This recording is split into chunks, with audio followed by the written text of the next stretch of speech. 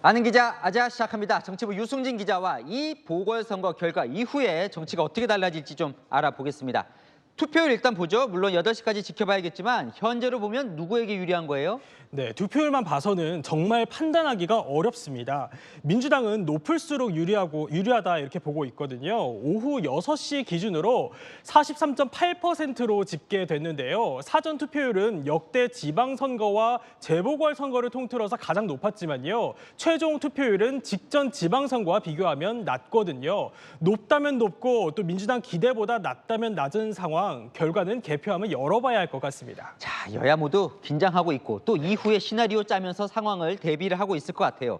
국민의힘이 이 선거에서 이기면 어떻게 되는 겁니까? 네, 그래서 제가 각 당을 취재한 내용을 기반으로 쉽게 설명을 드리겠습니다. 먼저 국민의힘이 이길 경우요.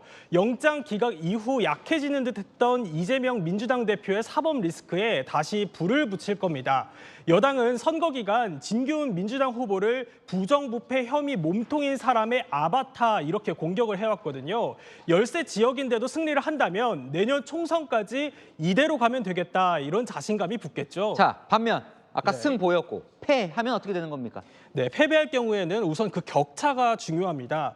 근소한 차이로 진다면요, 이 강서구는 민주당 지지세가 강한 곳이니 졌지만 잘 싸웠다, 또 총선 때 더 잘해보자 이럴 수 있죠. 하지만 두 자릿수 이상으로 크게 진다면 김기현 대표 체제로 총선 치를 수 있겠냐 이런 목소리가 당내에서 터져나올 수 있습니다. 한 수도권 의원도 크게 질 경우 아무 일 없듯 넘어가긴 어려울 것이다 이렇게 말을 하거든요. 일단 지도부는 총선 승패와 무관하게 다음 주 총선 기획단을 띄우고 영입 인사를 발표하면서 선거 모드로 가겠다는 계획입니다. 하지만 크게 질 경우 누군가는 책임을 져야 한다. 더 큰 쇄신 요구 나올 수 있습니다. 또 대통령이 김태우 후보를 사면했고요. 선거 내내 대통령과의 한 라인을 강조해왔던 만큼 대통령도 부담이 불가피해질 겁니다. 정권 심판론도 커질 테고요. 임명을 보류한 김행 여성가족부 장관 후보자의 거취도 보궐선거 결과와 맞물려서 결정되지 않겠냐 이런 분석도 나옵니다. 자, 여러 가지가 얽혀 있군요. 자, 네. 민주당 볼게요. 그럼 민주당 그야말로 총력전이었거든요. 네, 그렇습니다. 민주당은요, 이번 선거 전략으로 윤석열 정부의 심판론을 강하게 내세웠죠. 선거에서 승리를 한다면 이런 대여 공격은 더 거세질 겁니다. 검사 탄핵을 비롯해서 예전에 눌러뒀던 지지층을 겨냥한 법안들도 힘을 받을 전망입니다. 자, 이재명 민주당 대표도 당연히 승리를 한다면 힘을 받겠죠. 네, 그렇습니다. 이 대표 곧 당무에 복귀할 텐데요. 이 대표와 친명 지도부의 힘은 더 커질 테고 이 때문에 비명계에선 벌써부터 우려의 목소리도 나옵니다. 이원욱 민주당 의원은요. 이기는 당은 페니실린 주사를 맞은 격이 될 것이다 이렇게 표현을 했거든요. 오히려 당의 변화를 늦추는 마취제, 독주사가 될 거라는 겁니다.